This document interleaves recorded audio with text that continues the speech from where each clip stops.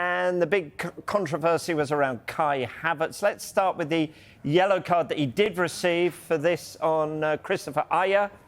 Yellow card, the right call there, Dermot, for you. Seen lots of these this season where trailing arm catches him in the face. So he will argue he looks at the ball all the time and not the player, but he just throws his arm out, catches him in the face. You see loads of yellow cards for that this season. So that's that one. And then the Brentford manager, Thomas Frank, said he should have been sent off for diving before he went on to score Arsenal's winner. Right, so the referee, not the best of views, but he decides it's not a penalty. If you decide it's not a penalty and the player's thrown himself on the ground, is that not automatically a yellow card?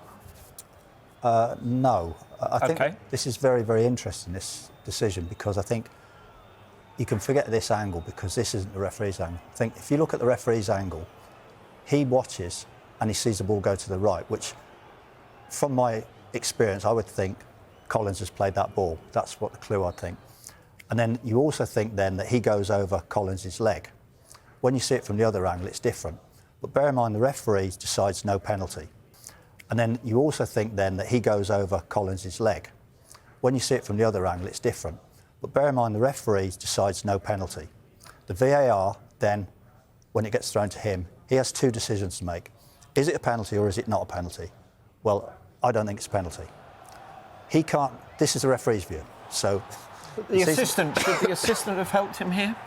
What can the assistant do? Because the assistant doesn't think it's a penalty either. Yeah, but he could say that's simulation. He could, but what you have to remember, because we're on to the VAR now, the VAR says no penalty. He can't recommend a second yellow card. The only time he can say it's simulation is if the referee gives a penalty, because the players then deceive the referee. If he says no penalty, the referee then can go back and second yellow card and send him off. So there's your dilemma. There's no halfway house. It's all or nothing. So as he doesn't give a penalty, it's not a yellow card. OK. But should it have been a second yellow?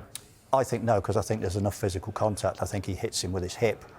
If you're going to send off a player for diving, it's got to be a clear dive for me.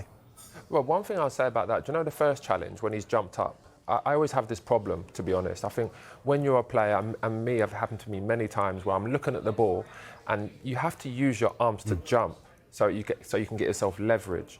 I don't think that should be a yellow card, to be honest, because they're both going for the ball. Yes, he's just caught him in the face. I think there's a difference between jumping and getting leverage and actually swinging an elbow. There's a difference there, and you can tell the difference. You can see when someone's really looking for someone. So I don't think the first one is a yellow card. I just think it's a clash. I think it's just an unfortunate clash. Yeah, I have to agree with that. I think both of them are going for the ball, but I think once he gets booked, I think that's a second yellow.